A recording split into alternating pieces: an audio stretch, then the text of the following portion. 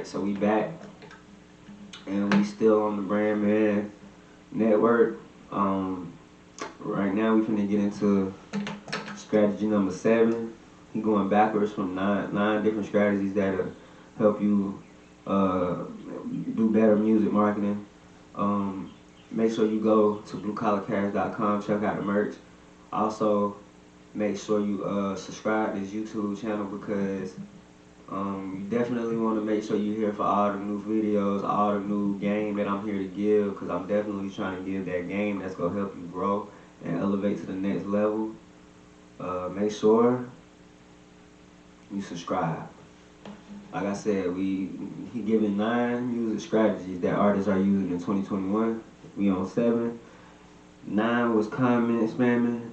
8 was $1.80 strategy. And both of those are just commenting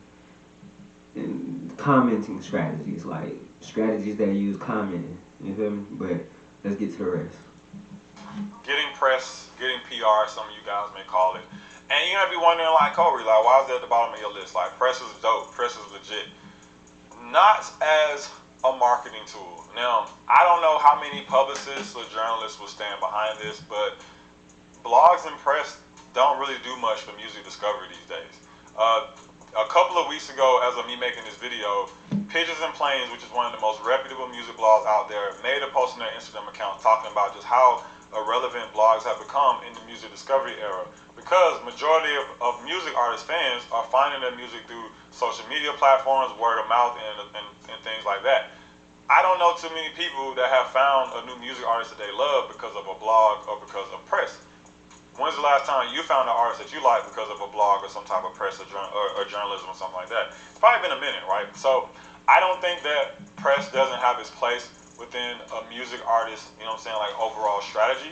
But when it comes to marketing alone, it is at the bottom tier of fan discovery. You know what I'm saying? Like you're probably not going to get a lot of fan discovery out of that $3,000, that $5,000 PR campaign that you're thinking about, and definitely not as much as you would get if you put that money into some other things. Now, yes, there will come a time in your artist career where it will make sense for you to start getting press around yourself. Press is really good for building brand credibility. It's really great for building up SEO. It's really good for like creating certain looks that you can celebrate within your community and within your fan base. But for pure marketing and finding new fans, zero, nothing. Doesn't do nothing for you. So if you're someone that's been thinking about going heavy on PR and press as a marketing strategy, you might want to think about it again, just to be real with you. So what are we going through so far? Number 9, comment spamming. Number 8, the $1.80 method. Number 7, PR and press. Number 6, I think I got to give it a Spotify playlisting, or just playlisting in general. Now, I don't think it's the strongest marketing plan. Like, if your marketing plan only includes getting yourself into Spotify playlists or YouTube playlists or SoundCloud playlists, that's not really a marketing strategy. And that's because listeners from playlists, from real playlists, are very passive. It's equivalent to listening to the radio. You've probably been in the car as a kid and a song came on the radio and you gave it a listen, not because you liked it or cared, but because it was just there. It was on something that you were already listening to. That's the equivalent to playlist traffic. There may be people in this playlist who hear you and give you a stream because you're in this playlist they listen to, but it doesn't mean that they care to necessarily go and check you out and become a fan. Yes, it's a gamble like with anything else, but the chances are a lot more slim when it comes to playlisting in general. So couple that with the fact that Spotify playlisting, botting is like a very rampant problem in the playlisting community. And you know, it's something that I'm sure will pick up in other communities that are very playlist centric. That makes it a much riskier marketing initiative to take for the average artist. Now, I do believe that there's a place and time to add playlisting into your marketing mix. One of those times to me is when you already have a pretty solid fan base built up. The thing that I have noticed from people who use playlisting at a really high level is that they really use it just to pad out numbers. Like, they're not really looking for any crazy fan growth. They're not really looking for, like, you know what I'm saying, the most amount of followers to come out of it. They're just looking to add an extra 20,000, 50,000, 100,000, 500,000 streams into what they have going on. And this isn't just, and you're going to be wondering, like, Corey, like, why is that at the bottom of your list? Like, press is dope, press is legit. Not as a marketing tool. Now, I don't know how many publicists or journalists will stand behind this, but blogs and press don't really do much for music discovery these days.